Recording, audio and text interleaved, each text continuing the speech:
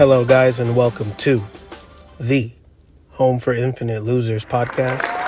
Thank you, thank you, thank you. So, actually, before I get into anything, how are you guys doing? I'm doing just fine. I'm doing just great. I've been living off of the CM Punk and Roman Reigns drama on TV for the last, 3 weeks. So that's been fun. I got a podcast coming up on that rivalry soon. That way I can get back into the wrestling stuff. So today, I wanted to look at one of my favorite superheroes. He goes by the name of Gambit. I think a lot of y'all know him pretty well. I'm going to be looking at a 5-issue 2022 run that takes place in the middle of a story from the 90s X-Men. So there's one specific run of X-Men that's just legendary from the 90s.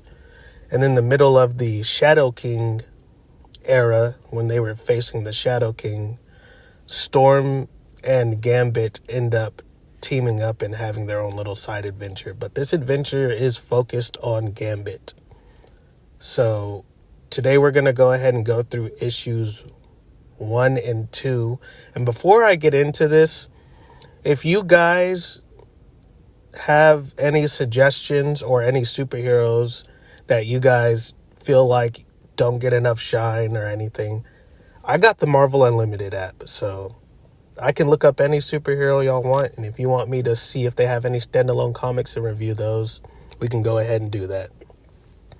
I'm not going to waste too much of y'all's time. Just wanted to catch up real quick.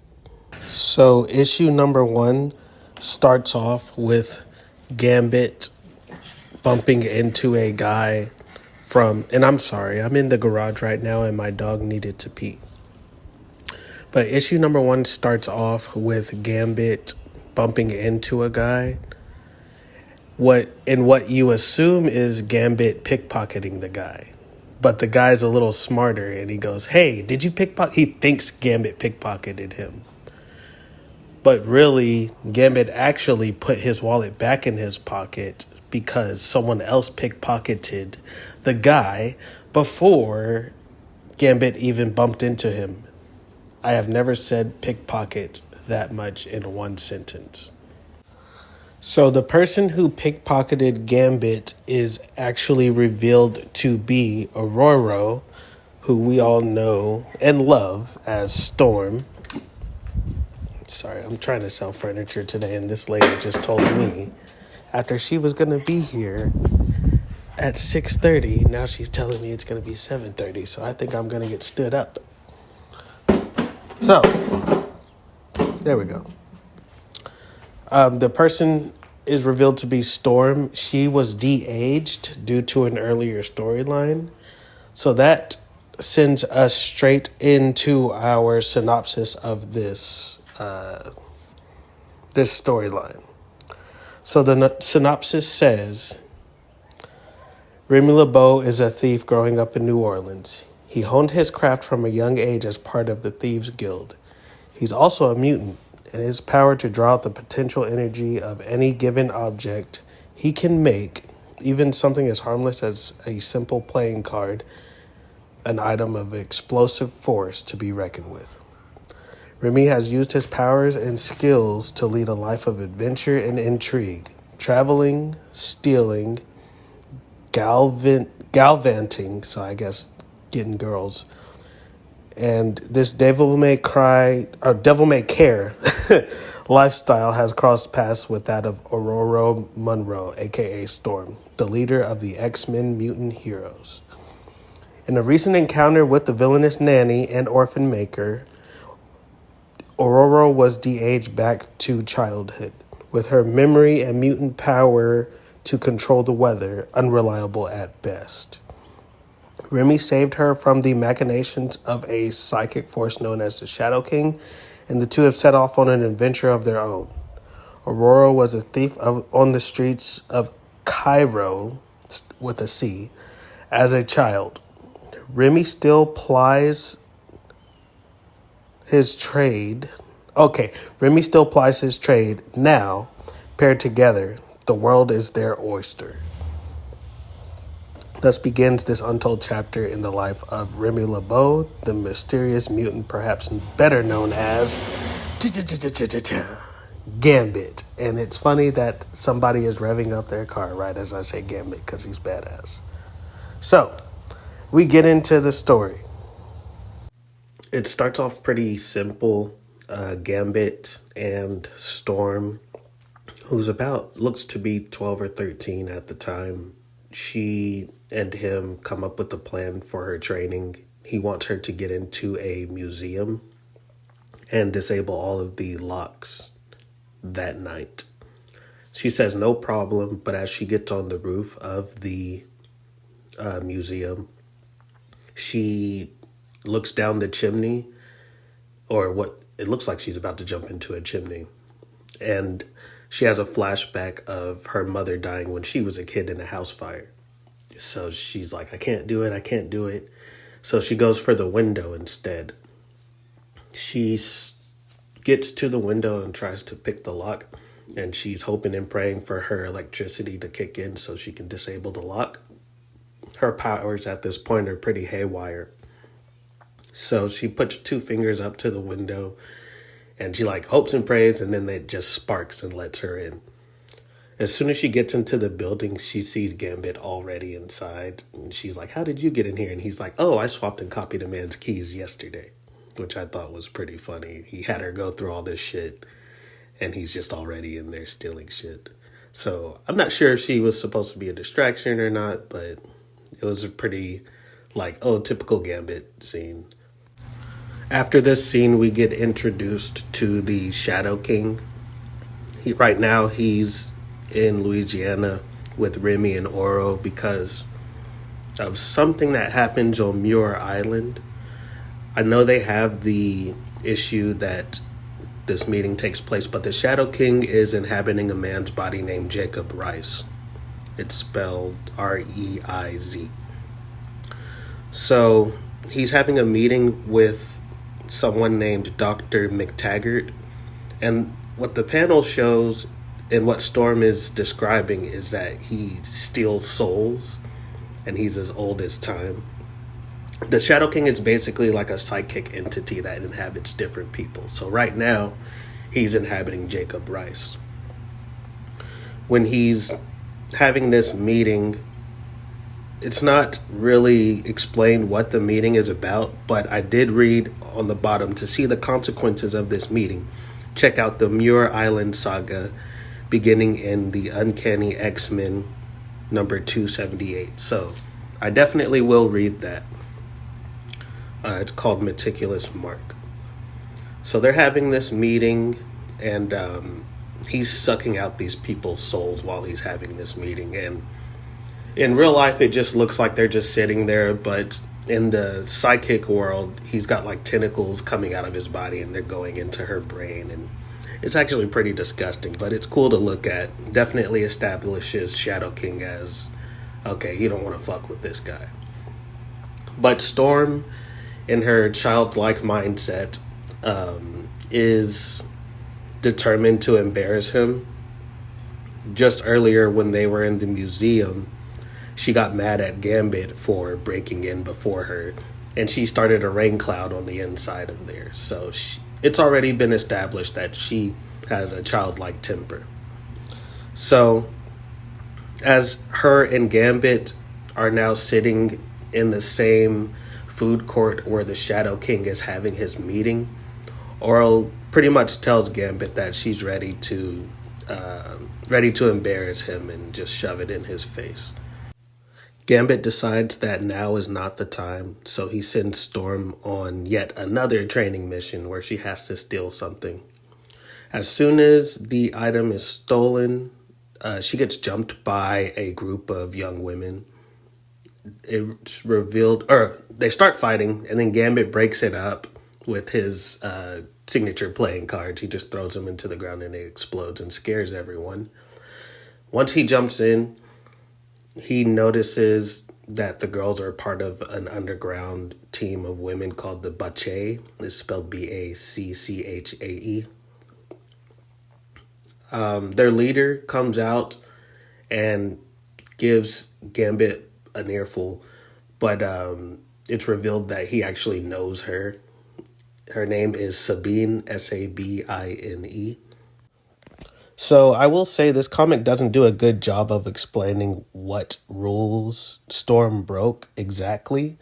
But I'm assuming she just stepped in on their turf and they didn't like that shit. So Sabine tells Storm that one of her cadets is challenging her to 1v1 combat.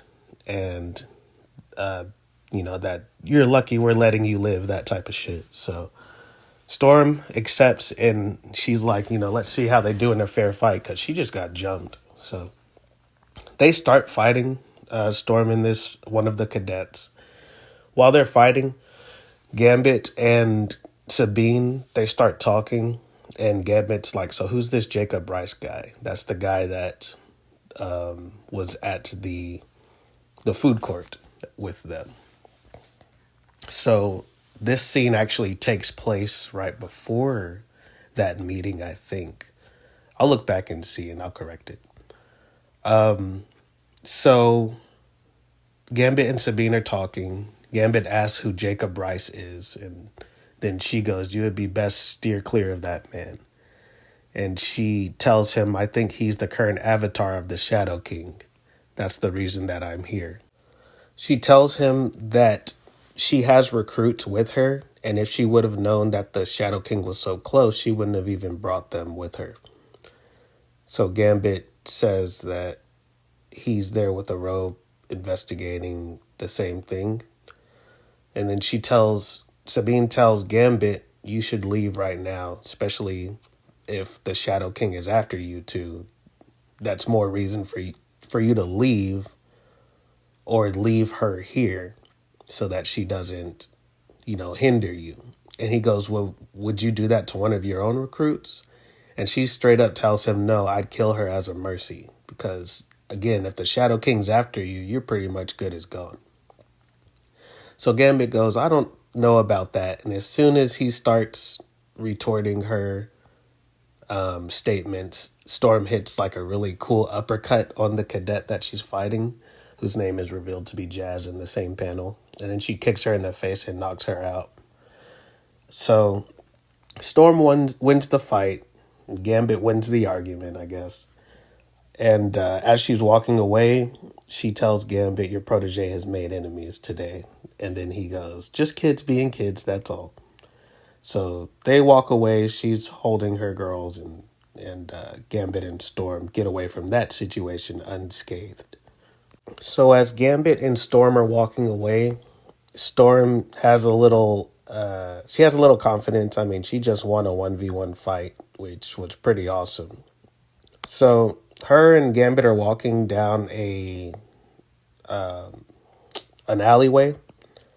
And as they're walking down the alleyway, Storm is just kind of telling him, he's not a god. He may be all powerful or whatever, but he's not omnipotent.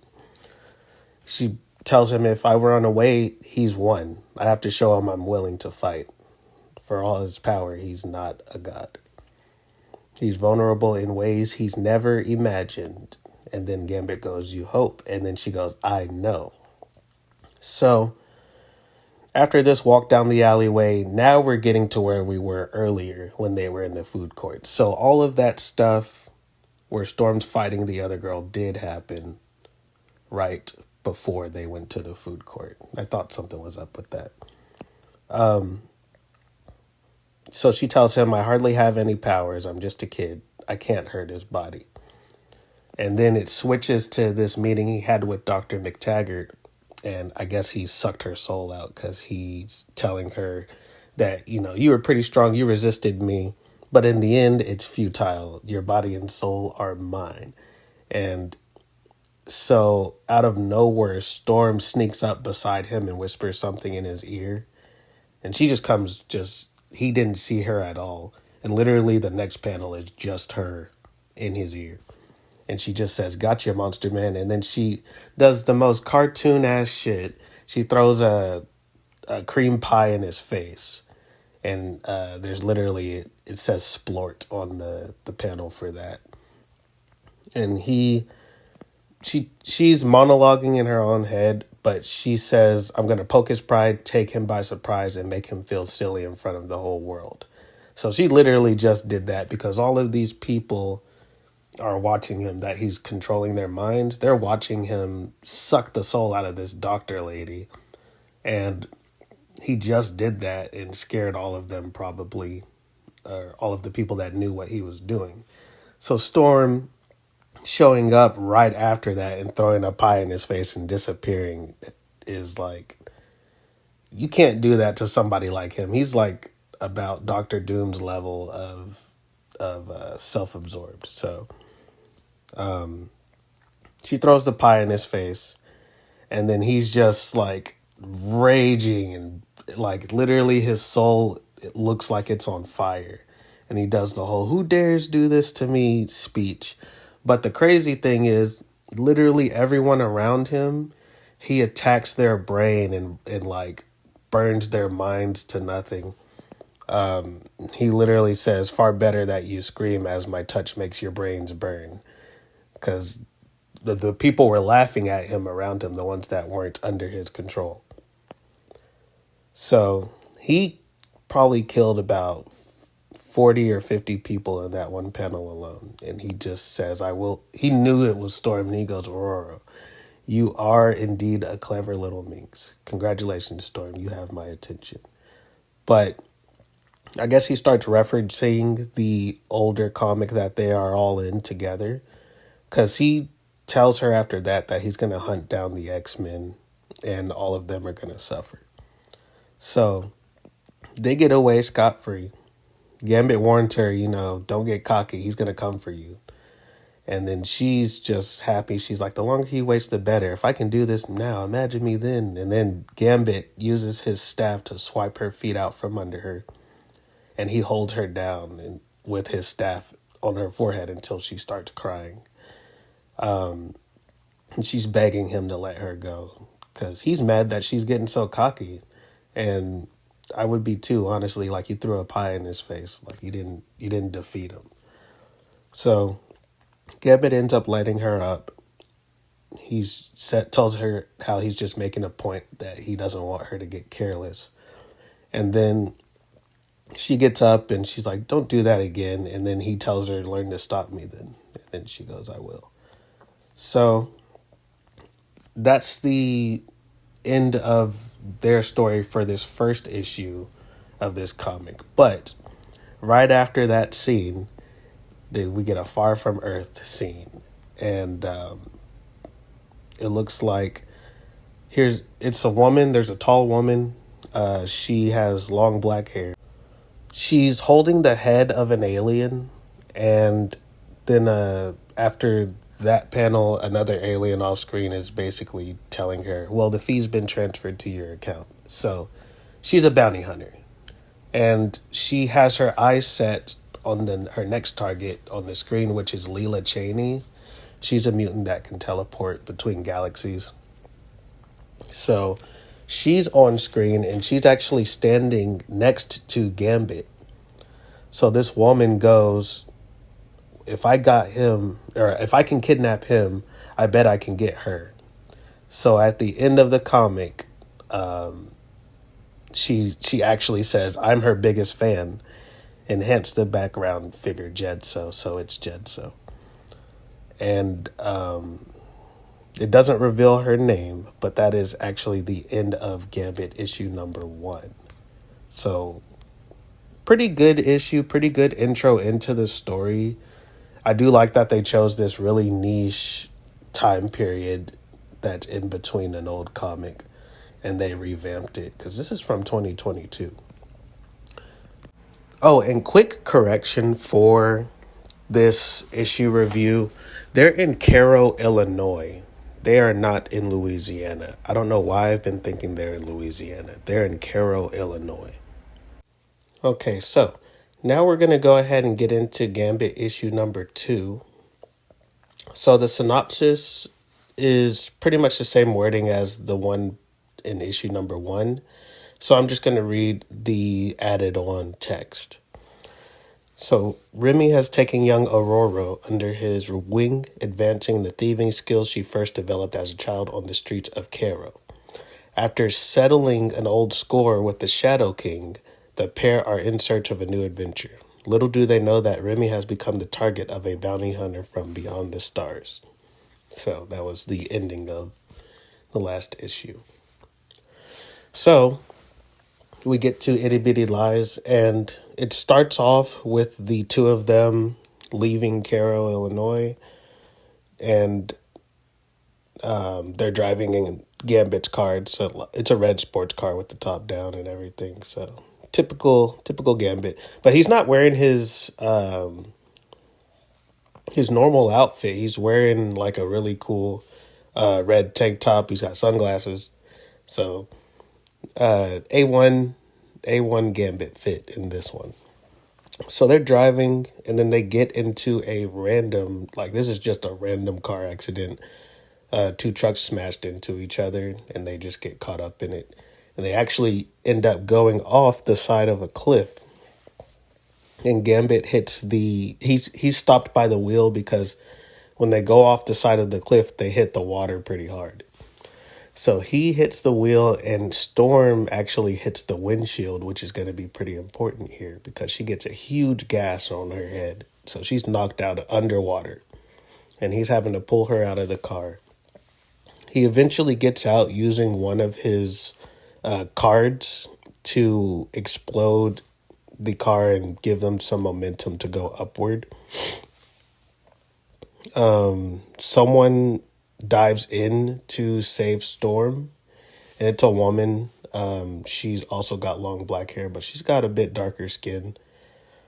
So she jumps in and saves Storm. The next couple of panels, they're in her truck, and Remy's holding Oro, and he's just freaking out because she's just in and out of consciousness. He's asking her where the nearest hospital is, and she's like, it's too far away. But luckily, her mother is a doctor herself. So they end up driving to this woman's mother's house so that she can fix up Aurora. I'm just going to start saying Storm because that's pissing me off trying to say that. So they take Storm to her mother's house. And they end up getting her vitals stable because her mother turned out to be an ex-army medic, I believe. And her name is revealed to be Gabriella De Castro. So she gets Storm stable for now, and it ends up being over 70 hours as that she's unconscious, and Gambit hasn't left her side once in those few days. So as she's asleep and she's unconscious, she's actually having this vision of her grandmother many times removed. Her name is Ashake. And she says she heard her scream and came to help. Storm asks where she is, and she just says somewhere safe. You fought the Shadow King and won, as did I long ago. He will not rest till he has his full vengeance. With my teaching, you will learn to disappoint him. And that's it. In the bottom it says, see last issue, goalkeeper mark. So she has this vision, and this is going to prove important later on in the issues, obviously, because any fucking anime flashback, it's going to be important. So Remy ends up getting told to take a break by this woman, Gabriella De Castro.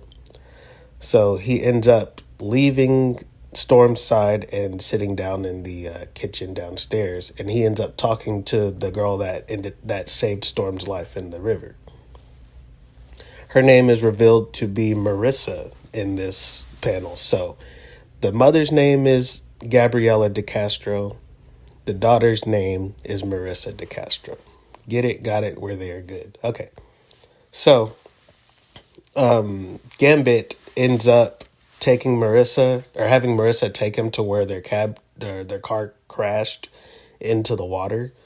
That way Remy can go get the rest of his stuff. But of course, Gambit, he's going to use that opportunity to get this girl in the bathing suit and go swimming with her. So they find his stuff, and Marissa actually already knew where it was because she knows this land like the back of her hand. Her family's been there for generations. As they're talking, they're interrupted by this gangster guy. He's in a white pinstripe suit, and his name is Solarz, Solarz. He tells Marissa that he doesn't know why her and her mom are ducking her calls, and she's just like, we have nothing to say to you. We're not selling our home. So he wants to buy their land. As they're talking, Gambit's just flipping his cards around, and he's just standing there. And he ends up telling the guy,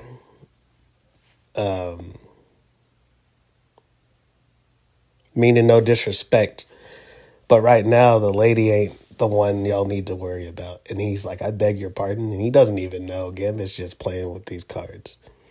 So as Gambit's talking to this guy, he ends up actually telling him, I'm told the guy that ran us off the road works for you. So he's already automatically pissed.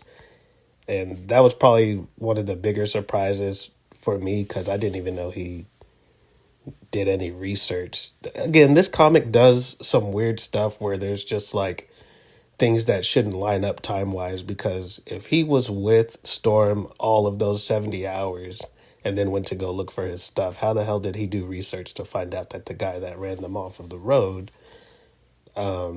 worked for Solarz? So Solarz goes, whatever happened, I'm sure it was an accident. And Marissa snaps. She's just like, the girl that's riding with him was in a coma. Her condition is critical.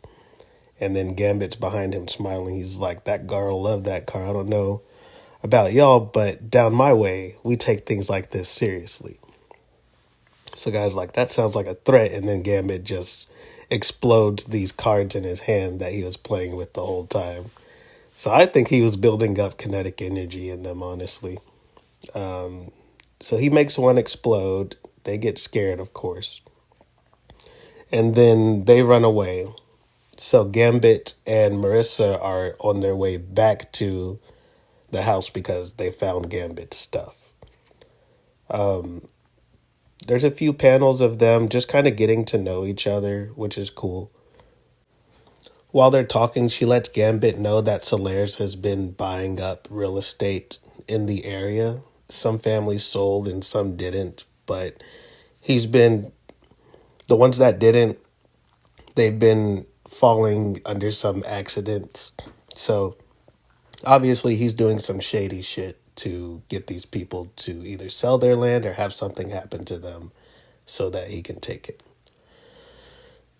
During their conversation, we cut back to Storm, who's still training under her ancestor. In a pretty cool few panels, but nothing significant happens. She just gets knocked out. She does the whole, are you going to get back up? Or are you going to give up? And then Storm gets up and she's like, I'm never going to give up. So that kind of heroic thing. So Gambit and Marissa are hanging out, having some coffee, it looks like.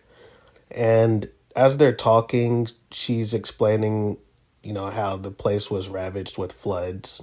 And Gambit gets close to her and basically lets her know, like, nature doesn't really care about what's fair or not. Nature's just going to do what it's going to do. That part of the conversation's not important, but what is important is he pulls an old Gambit and he gets real close to her as he's telling her this stuff. And he's like, oh, nature's not going to stop what's about to happen. And it looks like he's about to kiss her, but then he grabs her and ducks out of the way because someone's about to hit them with a baseball bat. So Solarz actually sent some of his henchmen after her. So now they're both fighting. It looks like Gambit's about to take care of the first guy that's running towards them, but Marissa actually jumps out of nowhere and kicks him right in the face. So she's got some hands. She knocked him out with one kick, and then Gambit was pretty impressed, and he flicks a card behind him without even looking. and it explodes on like 4 or 5 guys, and they all just go everywhere. So a no look little destruction there from him. As they're fighting, there's a guy in the darkness, and it looks like he's just watching how they fight and predicting their moves. During his analysis, he's kind of he's monologuing to himself, and he's just saying that those guys are amateurs and they should have waited for a better time, but they're trying to make it look all flashy while they try to get revenge on Gambit and Marissa. This guy comes out of the shadows and just picks up Marissa's truck out of nowhere and just launches it at them. And Marissa has to save Gambit once again, because they were in the middle of fighting like 4 guys, and Gambit ended up like knocking a grenade away and having it explode on more people. So there's a lot of fucking explosions going on. So he throws this truck at them. Marissa dives and tackles Gambit into the water, and the truck explodes onto this bomb, and it's just a big old thing. And I just now went back and looked at the picture. This guy freaking stuffed a bunch of grenades from his handbag into the truck before he threw it. So when he threw it, it just exploded. I was confused because it looked like it just exploded out of nowhere. But yeah, he stuffed that bitch full of grenades. So it's safe to say Marissa and Gambit are out of commission right now, because even if they did dive into the water, that impact is still going to hurt them a little bit, and they have no way back to their house. So we cut back to Storm training in her coma, and she's just kind of having this flashback with her ancestor, and they're still fighting with staffs. During the training, it starts smoking in this world, and she's like, is this part of the training? This is scary. She ends up waking up, and it's revealed that the house that they've been staying at has been set on fire, no doubt because of Solaris. So Gabriella's unconscious from smoke inhalation, and Storm is holding her, and she just doesn't know what to do. So desperation sets in, and she actually manifests her powers, because, they've been wonky, and she's been trying to get back to having control of them in this child's body. But she actually does conjure up a thunderstorm, and it starts raining and puts out the fire. As the fire goes out, Solaris and the guy that threw the truck at Gambit and Marissa are just standing in front of her with a bunch of guys in suits behind them. When the river happens, they both come up from the river, so they survived. Not when the river happens. When the panel cuts back to the river where Gambit and Marissa had a truck full of bombs thrown at them, they both come up from underwater and gasp for air, and then they kiss immediately. So now they're a thing. Obviously, whenever you're about to die, some feelings happen. So Marissa goes, so what do we do now? Storm's facing down these guys, and we don't know what's going to happen to her. So obviously Gambit goes, we're going to go save him, of course. And then Marissa says, well, Solaris has muscle, but who threw my truck like it was a toy? And Gambit's just like, all the better. It makes this more of a fun fight. Trust me, we're going to teach them a lesson that they'll never forget. So that is the end of issue 2. The next issue is issue number 3, and Gambit and Marissa are actually going to go up against this super buff dude. So we will see what happens then. Okay, guys. Well, that was the episode. I will see y'all next week, and we will do X-Men issues 5 and 6, because I want to go ahead and get through that. We have 4 more issues of that, and then we have 3 more issues of World War Hulk to get through. I'm going to try to do 2 in one episode next week, And then the next time, I'm sorry, not next week, a couple of weeks from now. And then after that, we will continue with Gambit 4 and 5. So right now is Gambit. Next week is X-Men. After that is going to be Hulk. And then after that will be Gambit. Unless something else comes up and I want to do that. But I've been having fun doing these comic book deep dives. Other than that, thank y'all for listening to the Home for Infinite Losers podcast. I'll see y'all next week.